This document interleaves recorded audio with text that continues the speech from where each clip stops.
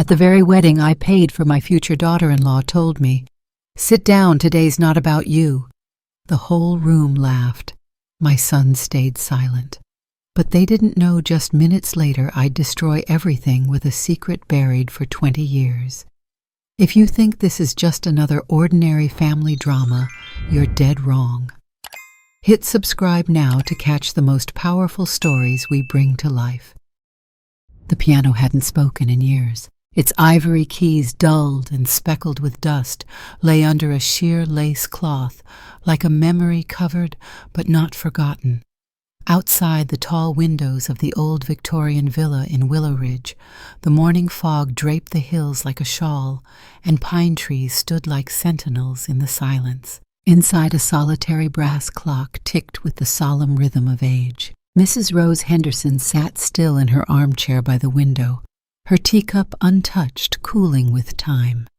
Her back was upright, her silver-threaded hair swept into a soft bun.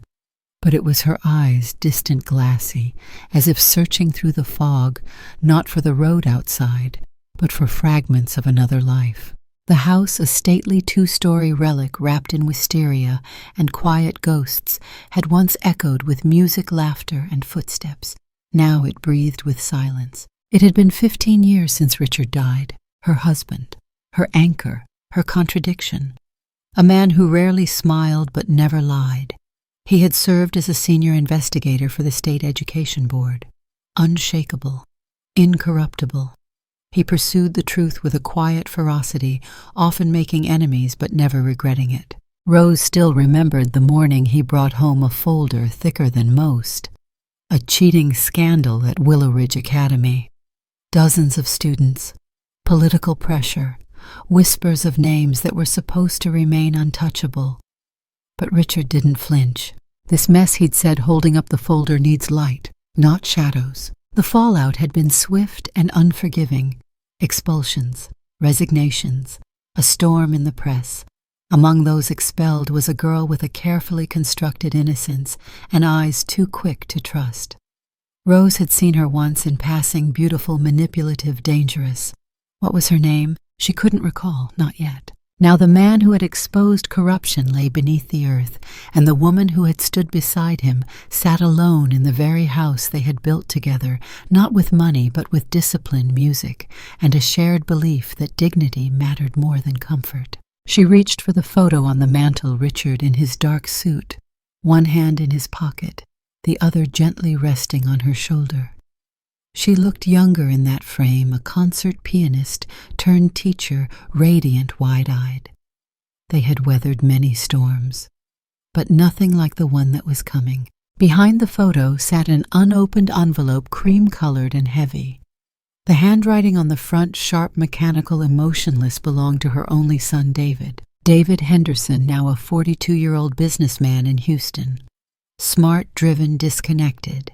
He hadn't visited in over 2 years. He called on birthdays, sometimes, texted on holidays, often forwarded by his secretary. They used to be close once. As a boy, David would sit under her piano, hiding with a sketch pad while she rehearsed. He had dreamed of becoming a composer. He once begged her to let him quit school and follow her on tour. That dream had vanished sometime after college, replaced by tailored suits, spreadsheets, and quarterly bonuses. The last time he came home, it was to persuade her to sell the house. He had an investment deal, promised her a condo in the city, modern, efficient, no stairs. She refused. They had tea. Then they had silence. He left before sunset, never touching the piano. Now he was getting married. She hadn't opened the envelope yet. She already knew what was inside.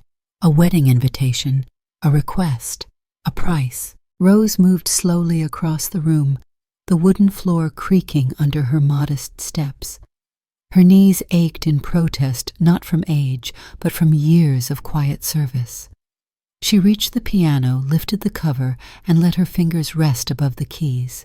Middle C. It rang out weakly, trembling, but still there. She let her hands move, not to play a song, but to remember. Then her phone buzzed. A message from David. "We'd love for you to attend the wedding in Willow Ridge." Claire's idea. It would mean a lot. Also could use help covering the venue. Budget's tight. Claire. Rose blinked. The name scraped something loose in the back of her mind. Claire Summers, the girl from that scandal. No, it couldn't be. But then again, Richard had once said the girl had a future, just not one rooted in truth.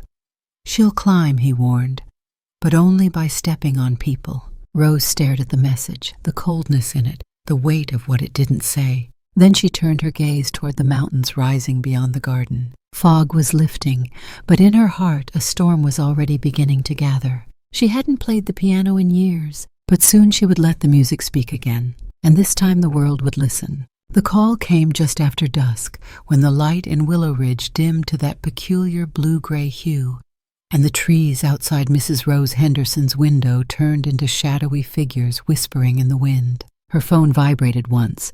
David's name flashed on the screen. She hesitated before answering, as if touching the device would activate something fragile and irreversible. When she finally picked up, her voice came soft even. "David." A beat of silence on the other end, then a breath. "Hi, Mom." That voice, brisk, clipped, polished like marble. It always carried the faint hum of traffic and modernity behind it, like he was speaking from a boardroom rather than a home. "Did I catch you at a bad time?" he asked. Rose smiled faintly to herself.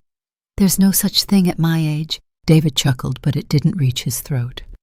"Right, well, I've got some news." She braced herself. "I'm getting married." Silence not from shock, but calculation.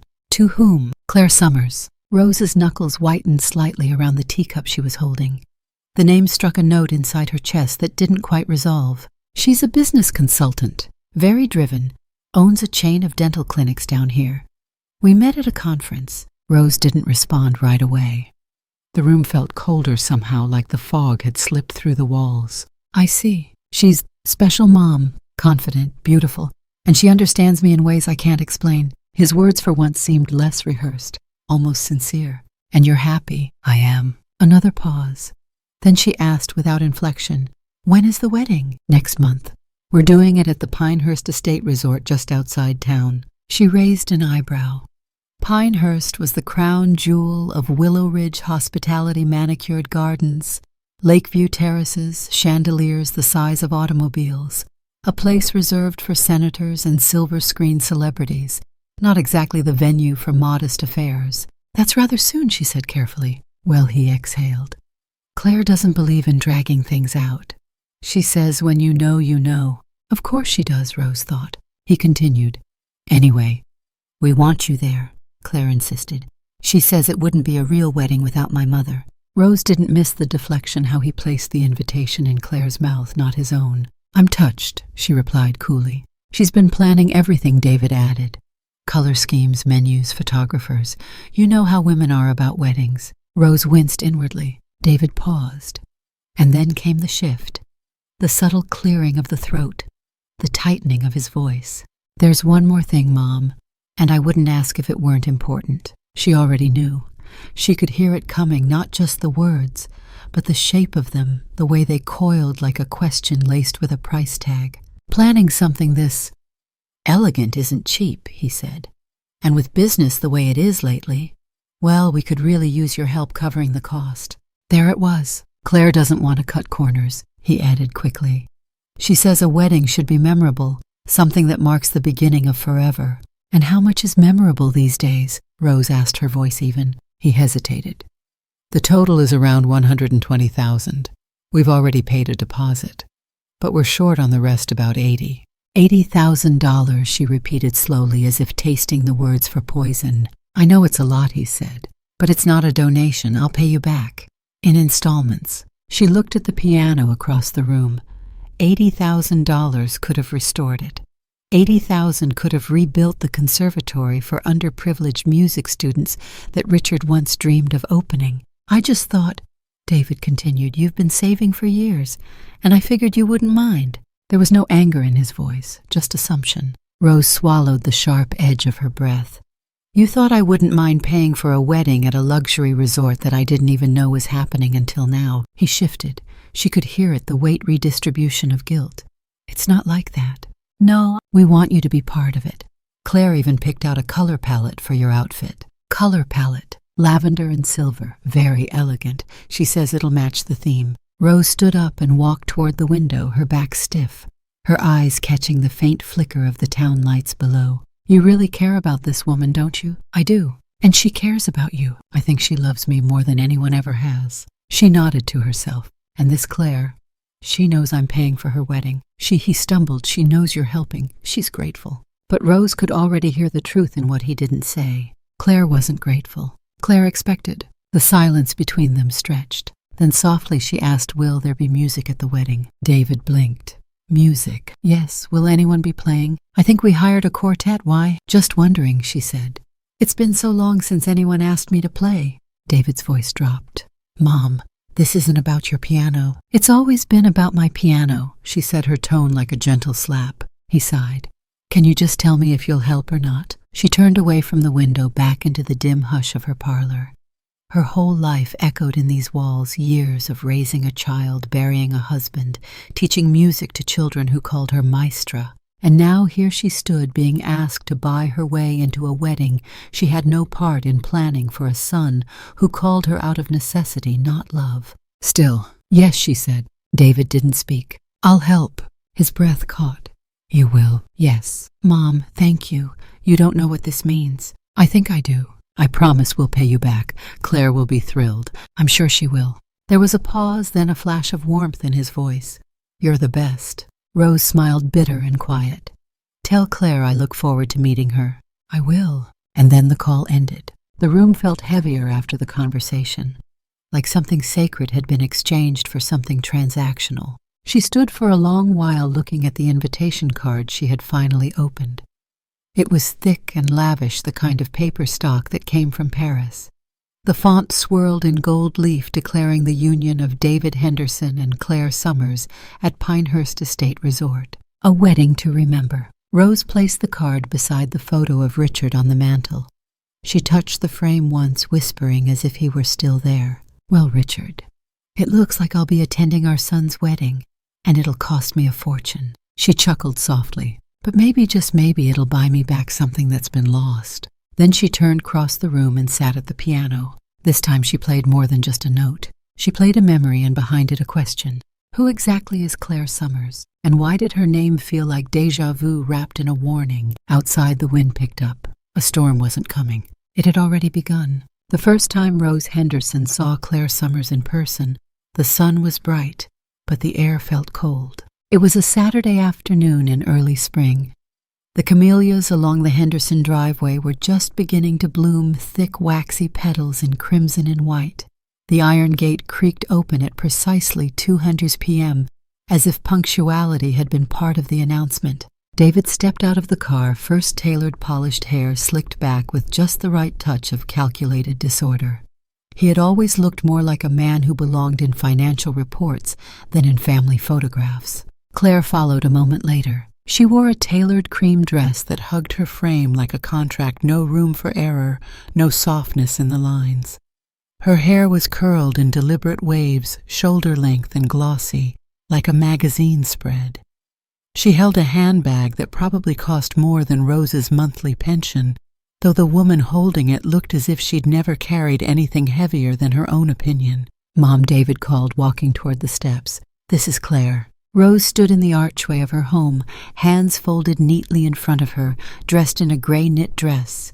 Her pearls modest but real, the kind passed down, not purchased. "Mrs. Henderson," Claire said with a smile that had all the precision of a blade polished to a shine, "it's such a pleasure."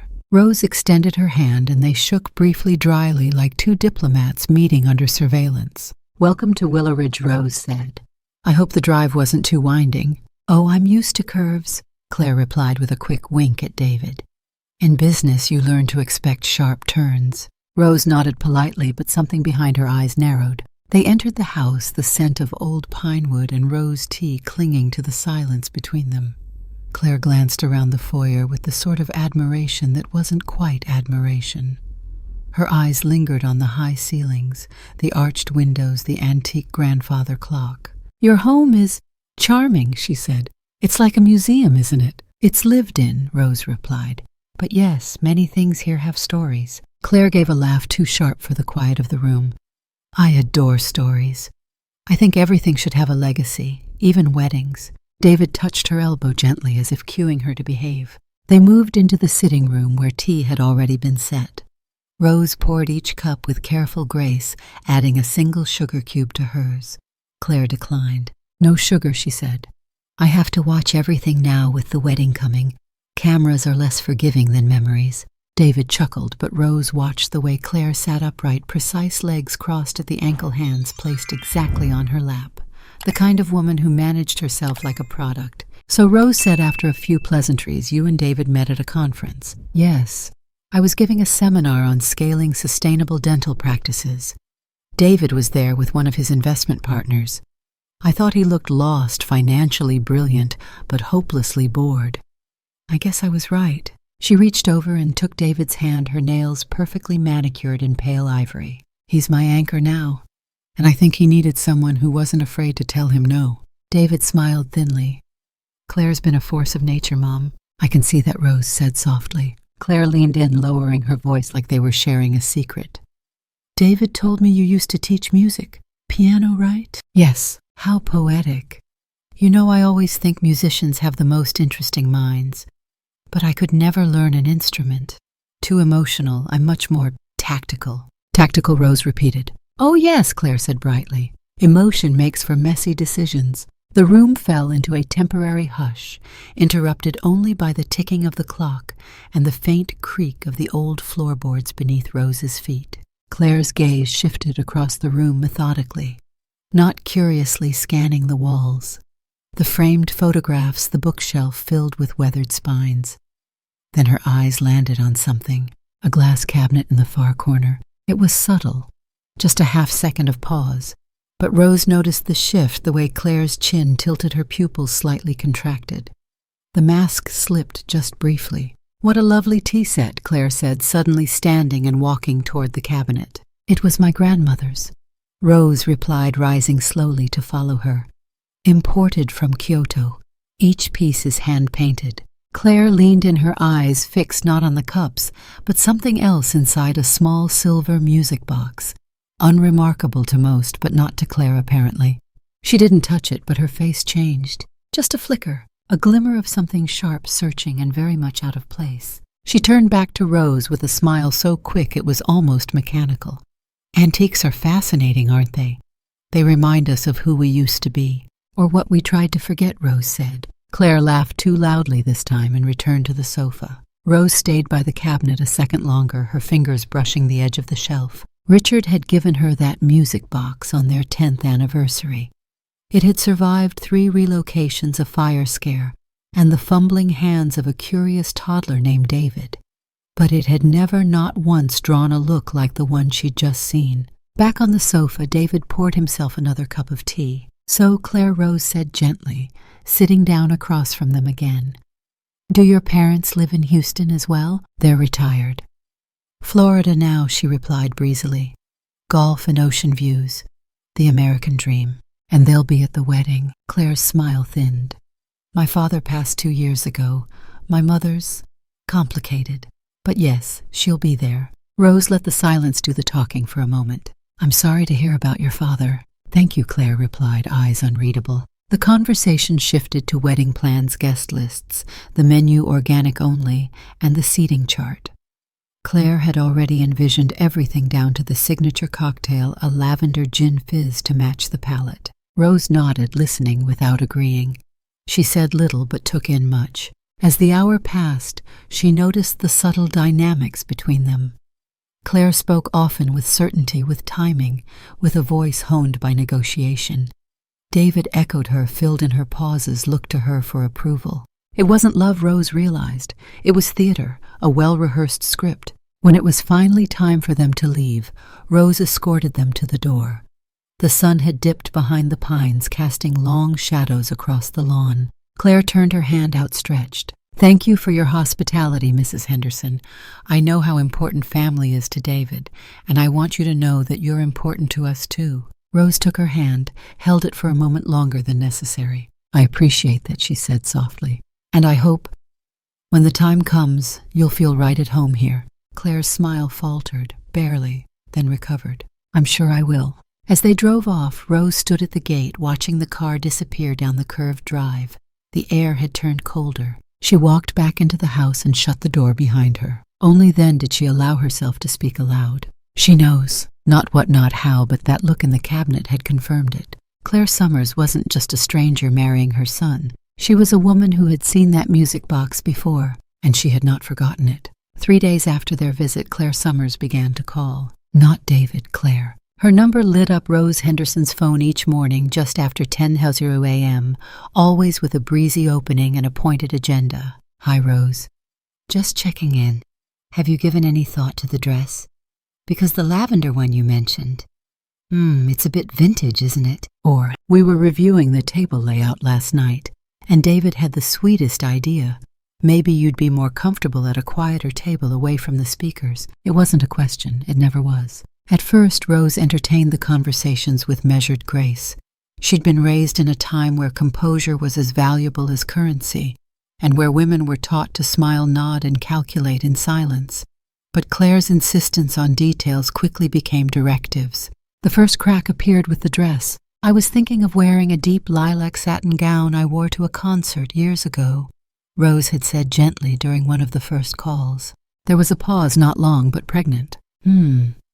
That's beautiful, but it doesn't quite fit the palette we've envisioned. We're going with soft lavender, powdered lavender, actually.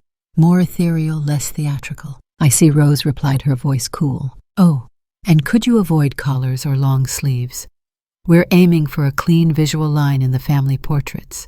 Minimal ornamentation. I mean, pearls are lovely, but they can be so matronly. Matronly. The word landed like a slap delivered with a silk glove. That evening, Rose placed the dress back in the cedar closet. She didn't cry, but she didn't sleep either. Then came the seating arrangement. At first it was subtle. We're thinking you'll be seated at table 7, Claire had said over speakerphone while Rose was in the middle of baking a small plum tart. It's near the garden entrance. Great view. Not at the head table, Rose asked without accusation, only quiet surprise. Well? Claire chuckled, but it was tight and metallic. The head table is for the wedding party, you know, David, me the bridesmaid's best man, my mom, just for symmetry and photos. I'm David's mother. Of course, Claire said quickly, and that's why you'll have your own special seat. You'll be our honorary guest. Less stress, more comfort. Honorary guest. The words echoed in Rose's ears later that night, as she sat alone on the porch, wrapped in a shawl, staring out at the fog-laced hills of Willow Ridge. It was a term used for retired principals, not for mothers funding the event. Still, she said nothing. She told herself that these were small indignities, that perhaps it was just how modern weddings were, that maybe, just maybe, she was being too sensitive. But it was hard to ignore the pattern. Every suggestion she made, whether it was a flower arrangement, a budget-saving idea for the music ensemble, or even a flavor of cake, was met with Claire's sugary resistance. That's such a classic idea, but we're going for something more elevated. And every time David remained silent or worse, complicit. Once during a video call, Claire was busy flipping through swatches while David sipped his coffee absently in the background. Rose asked with genuine curiosity, have you two considered live cello instead of string quartet? There's a local group here in town, very skilled. Less expensive, too. Claire didn't even look up. Oh, I'm sure they're lovely, but we're bringing in musicians from Austin. It's about the aesthetic, not just sound. David glanced at Claire, then at the camera. She's right, Mom. That mom no longer held affection. It was a placeholder, a verbal shrug. Rose nodded. Inside, something frayed a little more. Later that week, Claire sent her a box via courier. Inside were 2 fabric samples, a sketch of a recommended silhouette for her dress, and a handwritten note. We know you'll look stunning in this. Just think elegant, understated, unforgettable. Underneath the swatches lay a small tag, designer consultation pre-scheduled. Payment covered by us. Your presence is the only gift we ask for. Rose closed the lid, returned the box to the hallway, and left it untouched for 2 days. Then came the afternoon Claire returned to Willow Ridge alone. David couldn't make it, client emergency, but Claire said she had a fitting nearby and thought she'd drop in to bond. Rose invited her in, made jasmine tea, and served lemon shortbread cookies. Claire declined both. Carbs are the enemy, she said with a wink. She walked through the house like a curator in a gallery, not touching but appraising. Her gaze lingered on Rose's antique music box again. It's lovely, Claire said, so delicate. It still works. Rose replied. Would you like to hear it? Claire blinked. No need, I remember the melody. She froze. Rose stared at her. You've heard it before. Claire's smile never faltered. Maybe somewhere. Music has a way of crawling under your skin, doesn't it? She turned and strolled toward the hallway photos, generations of Hendersons in black and white. Weddings, reunions. Richard in his inspector's uniform. A young David in suspenders and a crooked smile. Claire pointed to a photo of Richard shaking hands with the principal of Willow Ridge Academy. Wasn't your husband involved in some big school investigation? I heard he was quite uncompromising. Rose stepped closer, her voice thin but steady. He was honest. Claire nodded. That's the word people use when they mean inflexible. Rose didn't reply. Claire pivoted her heels, clicking softly on the hardwood. Anyway, I should get going. Just wanted to say how grateful we are to have you involved in the planning. Your contributions have been priceless. Rose walked her to the door. As Claire slipped into her silver sedan, she paused. Oh, she said lightly about the welcome dinner. I assume you're okay not giving a toast. It's just we have a tight program and the videographer charges by the hour. Of course, Rose said. Claire smiled wide. You're such a gem! And then she drove off. Rose watched the car until it disappeared down the hill. That night, she opened the box Claire had sent.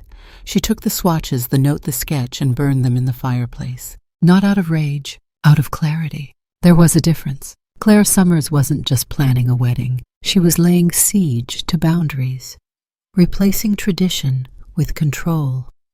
And for the first time in a long time, Rose Henderson realized the music box wasn't the only thing Claire remembered. She remembered her. The question was from where, and why pretend otherwise? As the flames consumed the note, Rose sat quietly on the rug, listening to the crackle of truth rising like smoke. This wedding wasn't a celebration. It was a negotiation, and Claire wasn't asking. She was taking. It began with a box of photographs, not the curated kind framed on mantels or propped beside bouquets.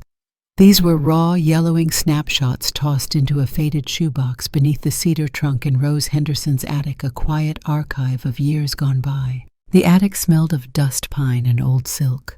Sunlight filtered through the small round window, catching particles in the air like memories trying to reassemble themselves. She was up there looking for something simple, a gift, something meaningful, maybe even nostalgic, to give David and Claire as a token, or at the very least as a peace offering.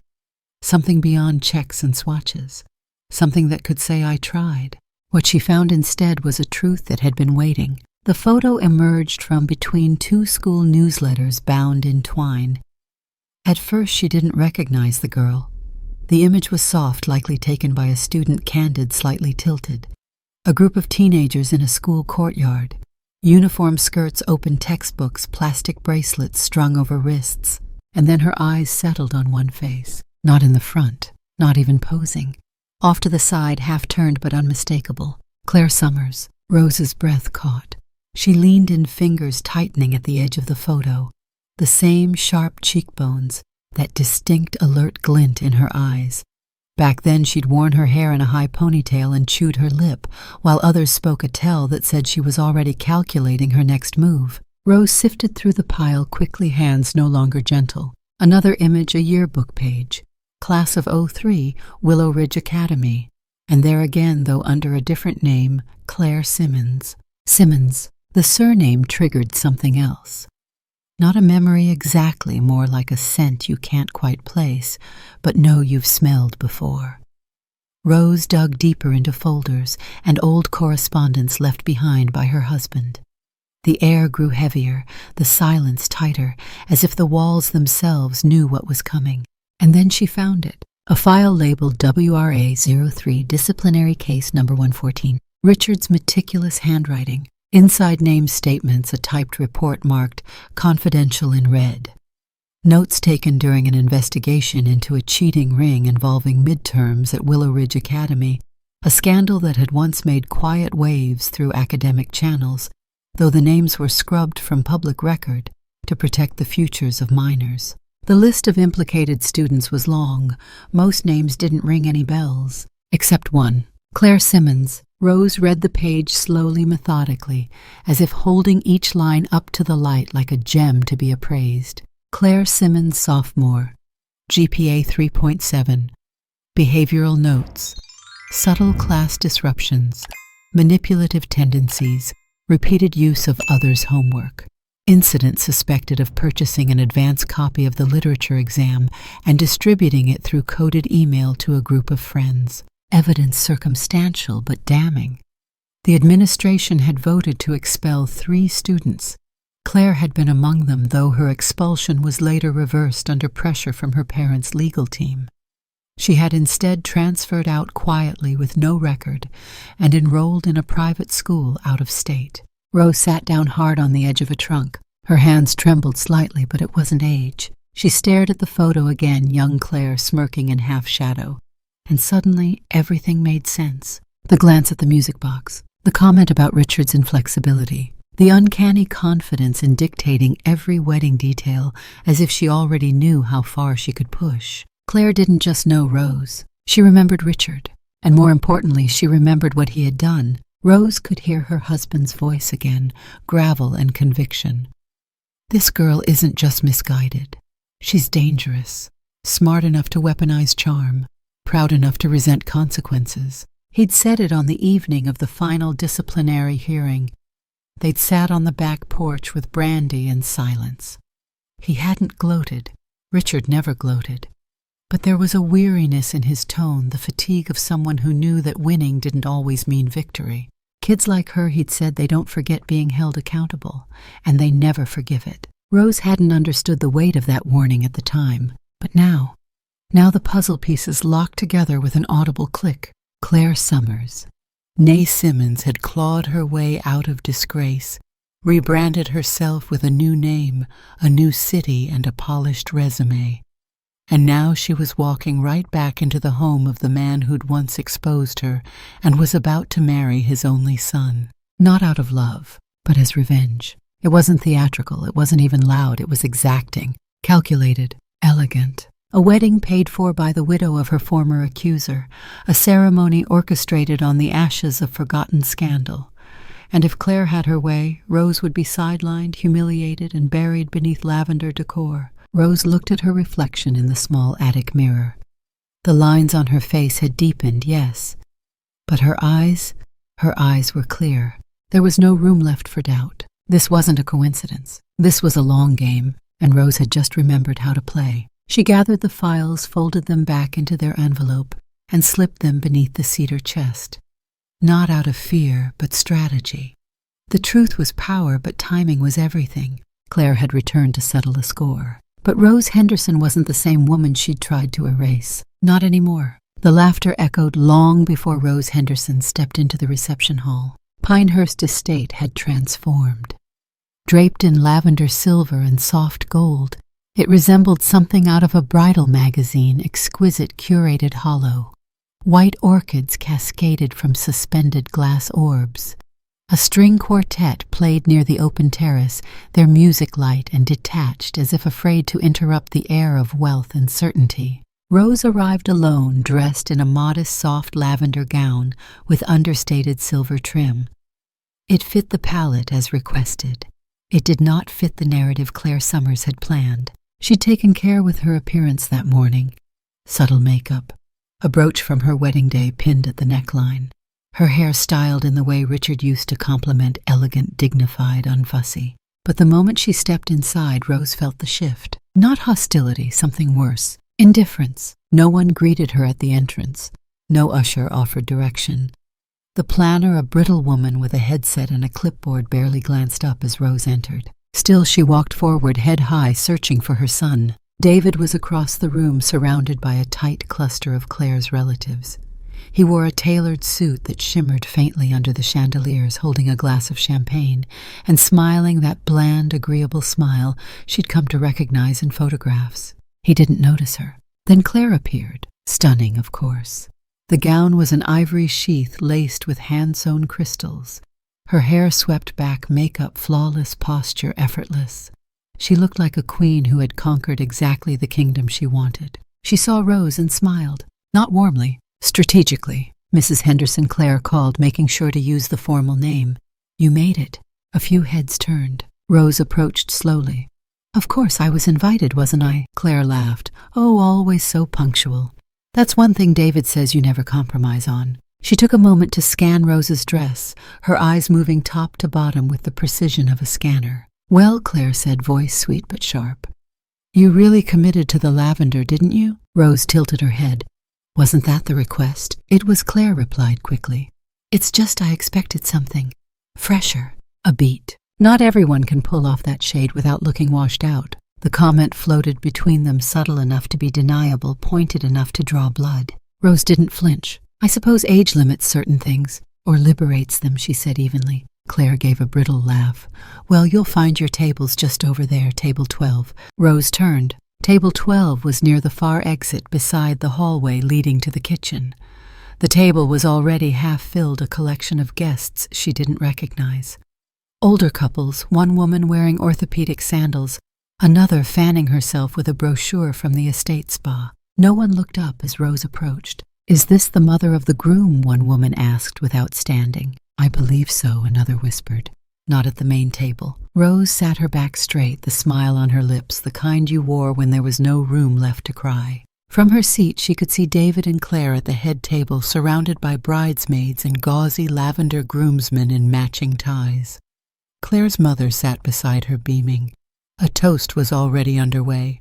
Laughter rose like steam from their section of the hall. No one raised a glass toward her. The food was served duck breast with blackberry compote, and Rose picked at it politely. The couple beside her talked about a vineyard in Oregon. Another man at the table scrolled his phone beneath the white linen. Someone finally turned to her. Beautiful ceremony, the woman said. Yes, Rose replied. Are you one of Claire's distant relatives? Rose looked at her level. I'm David's mother. The woman blinked. Oh, I just assumed. People often do. When the cake was wheeled in 5 tiers of fondant and gold leaf, the master of ceremonies took the microphone. The newlyweds stood beside the cake, knives in hand, laughter on cue. Claire turned to the crowd. Before we cut this masterpiece, I just want to say a few words. Rose braced herself. I've always dreamed of a wedding like this, one with meaning. And I have to thank all the people who made this possible, my family, my team, and of course my incredible husband. Applause. And to the woman who helped bring this vision to life financially. She continued, eyes sweeping the crowd. Thank you for your generosity. It's not every day you find someone willing to invest in your future without expecting to be at the center of it. A beat. Then her eyes landed on Rose. In fact, some guests really understand that weddings are about us, the couple, not outdated traditions or attention. A few guests chuckled politely. Some exchanged glances. Rose felt every eye in the room press against her like a hand to the throat. The master of ceremonies tried to usher them into the cake cutting, but the moment had already soured.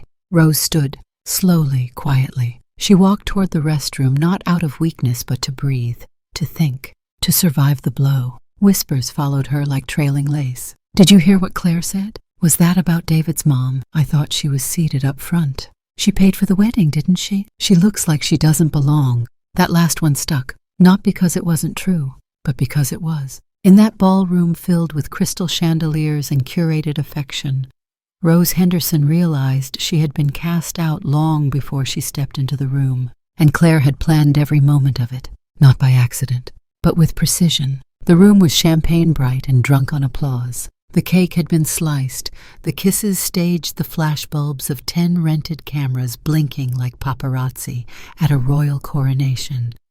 A soft jazz melody played behind the clinking of silverware and half-hearted laughter. Waiters glided across the parquet floor with trays of meringue and espresso.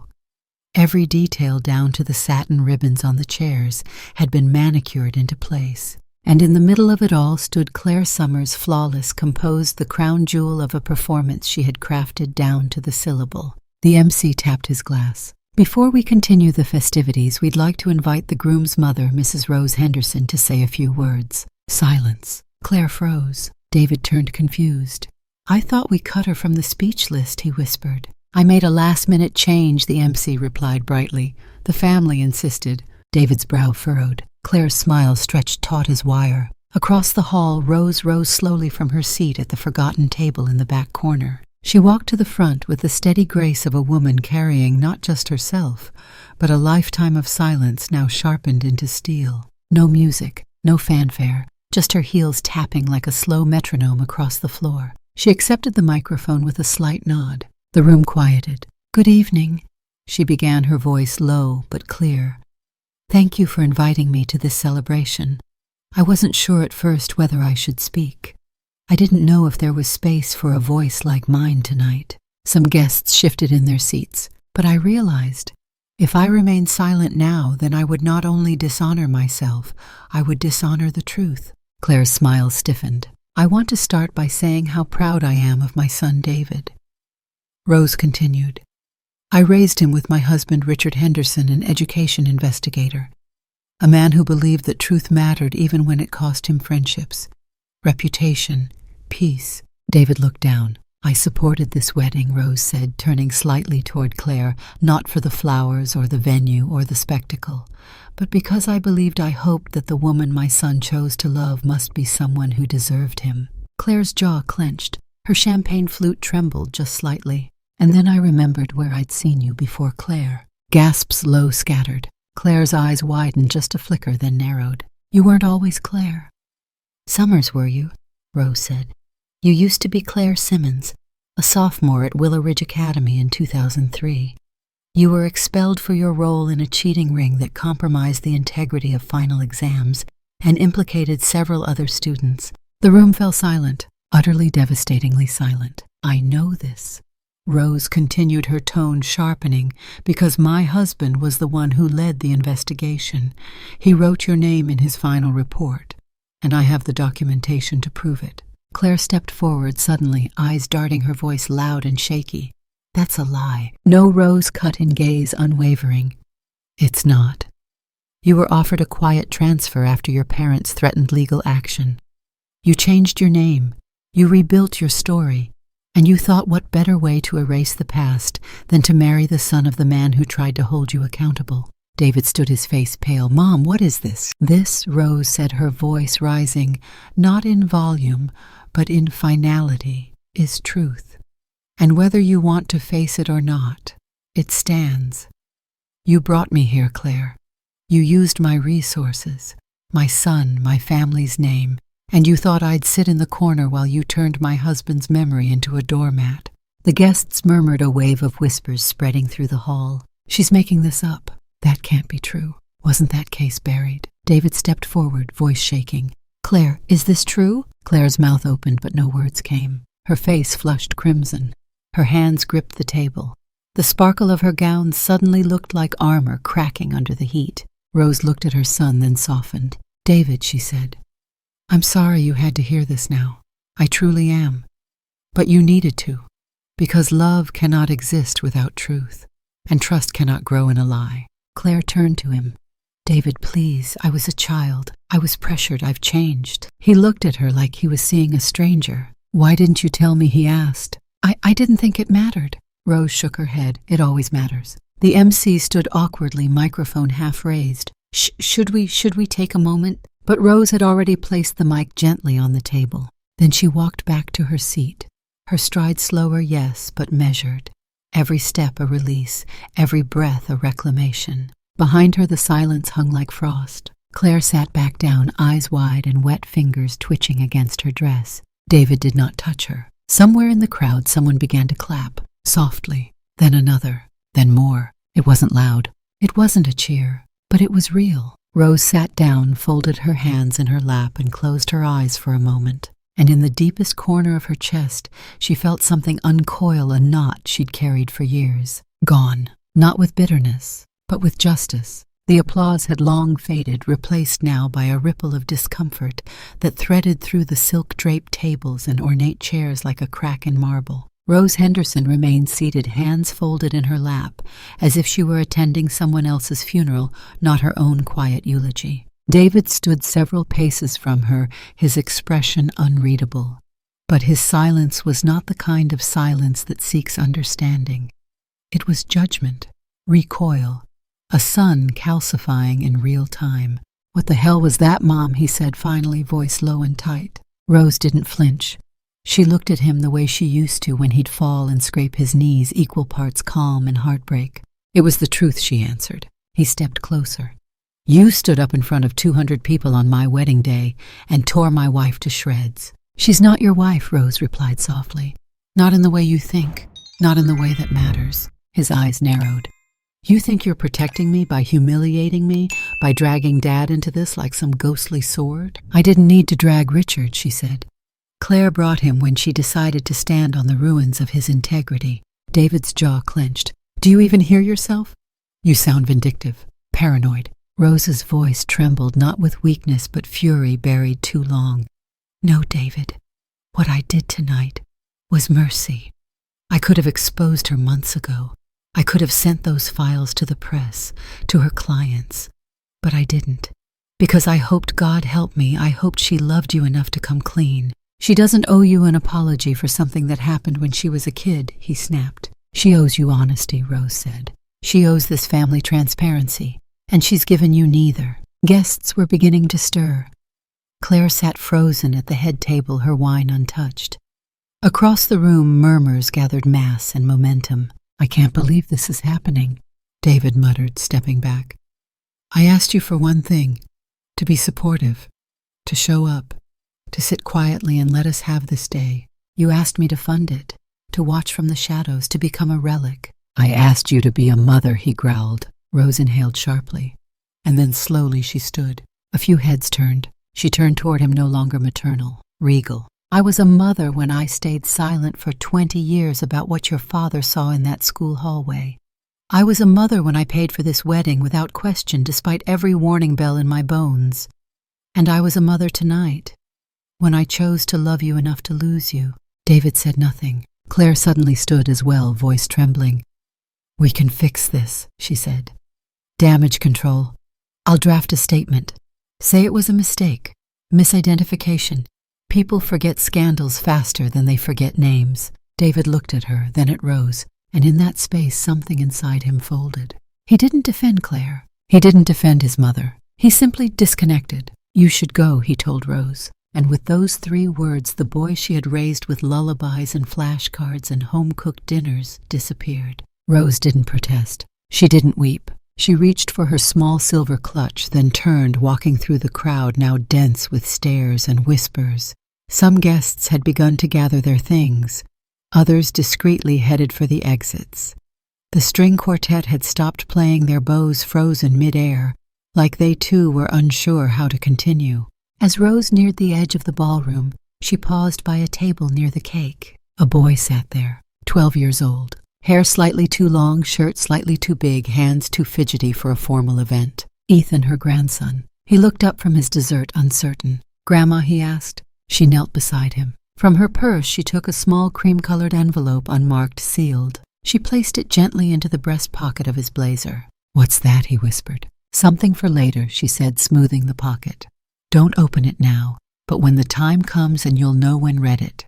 Alone. He nodded, eyes wide. She touched his cheek. You're the only thing in this room that makes sense to me. He blinked. Are you leaving? Yes. Will I see you again? She smiled faintly. I hope so. She stood, turned, and walked away. This time no one stopped her. No one tried to hold her back. The wind outside had picked up. The sky over Pinehurst had turned the color of slate. Somewhere in the distance, thunder grumbled like an old man waking from a long, bitter sleep. Inside his blazer pocket, Ethan felt the weight of the envelope against his chest. He didn't know it yet, but it would change everything. The rain began sometime after midnight, long after the last guest had left Pinehurst Estate. Claire sat in her dressing room gown, peeled halfway down, makeup smeared from tears she refused to acknowledge. Her reflection stared back at her, not as a bride, but as something undone, fractured.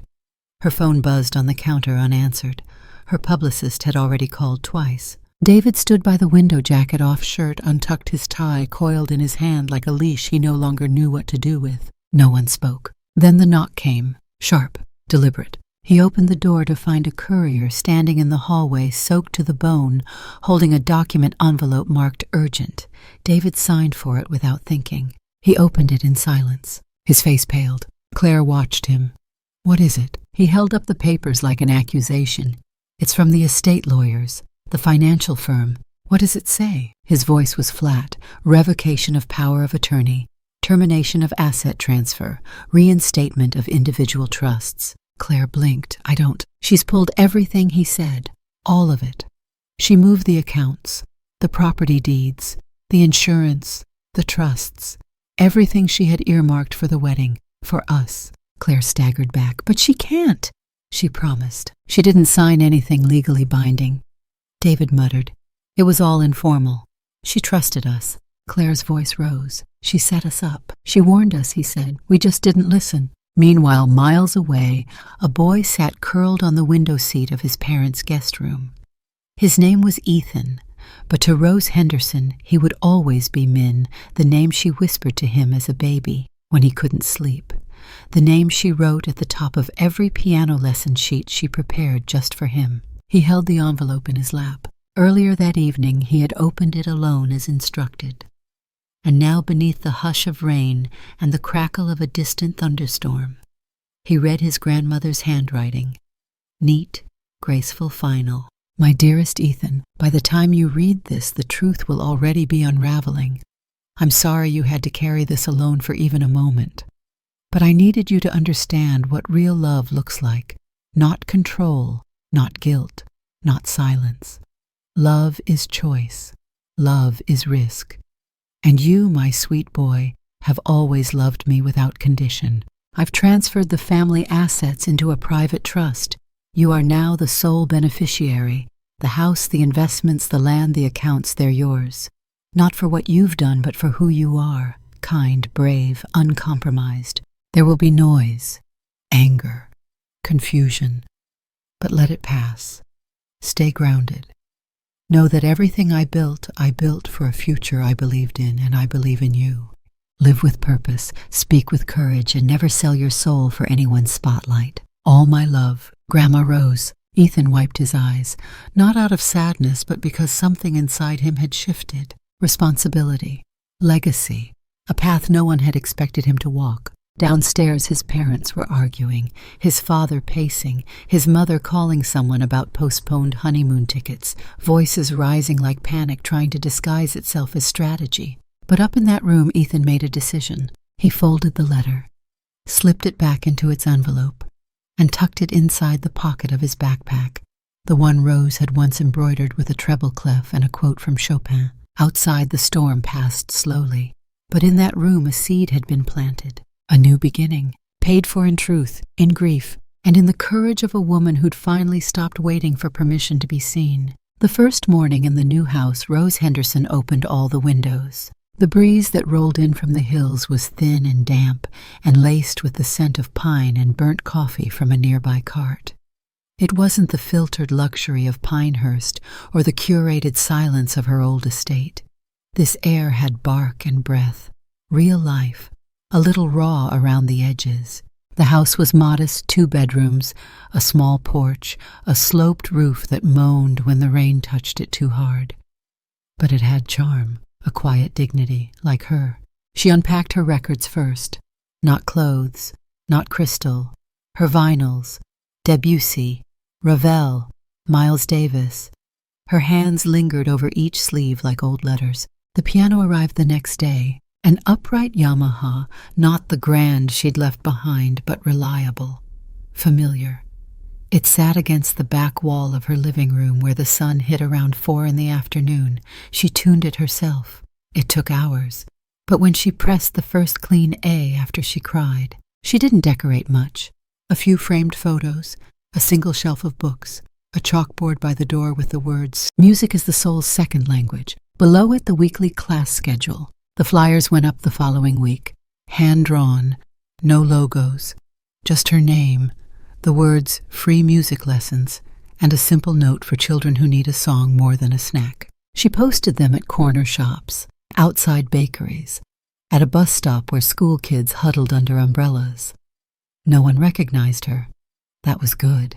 The first week no one came. The second week, one boy showed up shy, shoulders hunched, biting his sleeve. He sat on the steps until she opened the door. "What do you want to learn?" she asked. He shrugged. "Whatever makes the storm go away." She taught him a C major scale. By the third week, 3 more arrived. Girls with dirt on their shoes and boys who talked too fast. They came with no notebooks, no uniforms, just ears and questions and a hunger no cafeteria could fill. She gave them rhythm. She gave them chords. She gave them space. Ethan came every Saturday. He never called first.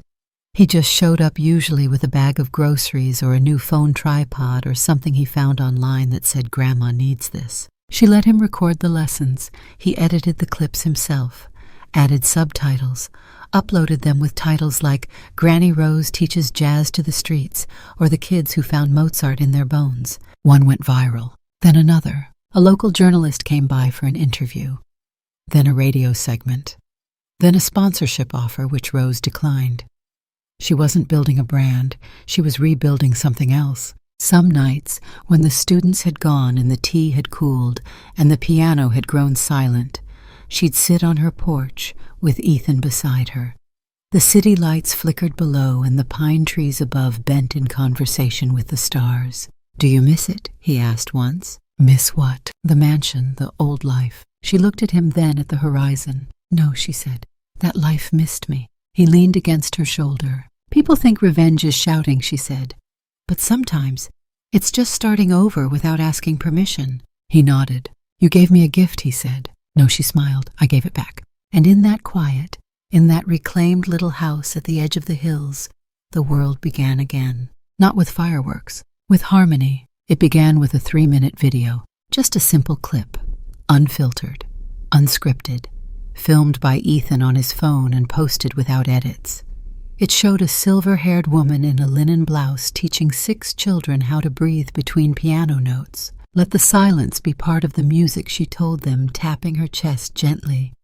"Play like you're telling your heart's story with both hands." That line, "play like you're telling your heart's story," became the caption. Within 48 hours, it passed 200,000 views. By the end of the week, over 1 million. Comments poured in. "She reminds me of my grandma. She taught me piano when my world was falling apart. I don't know why this made me cry. Her voice sounds like home. Where is this woman? How do I help?" A local journalist picked it up, then the regional news, then a morning talk show. They called her program "Roses in the Dark," inspired by the handwritten message still scrawled on the chalkboard behind her piano. "A rose in the dark." A TV anchor spoke the phrase slowly, reverently. A rose blooming in darkness. By the end of the month, Rose Henderson was invited to speak at the city's Cultural Empowerment Forum. She wore a navy blouse, no jewelry, no notes. Ethan sat in the front row, camera steady in his hands. "There was a time," Rose began, her voice calm and certain, "when I thought legacy was what you left in a will.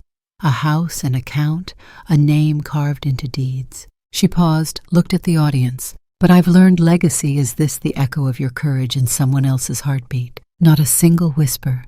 The room held its breath. "I lost a home," she continued, "but I found a family. I was pushed aside," she said, "but I found the strength to rewrite myself. I thought I was too old," she added with a smile, "but it wasn't age, it was grief. Purpose is what makes you young again." When she stepped down, the standing ovation lasted a full minute. She turned down the TV crews, politely declined brand sponsorships, but her story was already out. Rose Henderson wasn't just a music teacher anymore. She was a quiet revolution, proof that healing could be louder than harm and that it's never too late to start over. Letters began arriving, from retired teachers, from grandmothers, from young girls learning their first chords. Some addressed her as Ms. Rose, others Ma. The children in her class just called her Ma'am, and she liked that best. One Saturday, near the end of spring, Rose sat on her porch as the sunlight painted the trees in warm gold. The last child had gone. Ethan was packing up his gear. The evening breeze caught her shawl. She opened an old music notebook, the one she hadn't used since her last recital. On the first blank page she wrote, "A rose still blooms in darkness as long as we dare to walk toward the light we cannot yet see." She signed it Rose Henderson, Teacher. And as the wind carried the soft hum of birds over the hills, she closed the book and smiled. Not because the story had ended, but because her real beginning had finally arrived.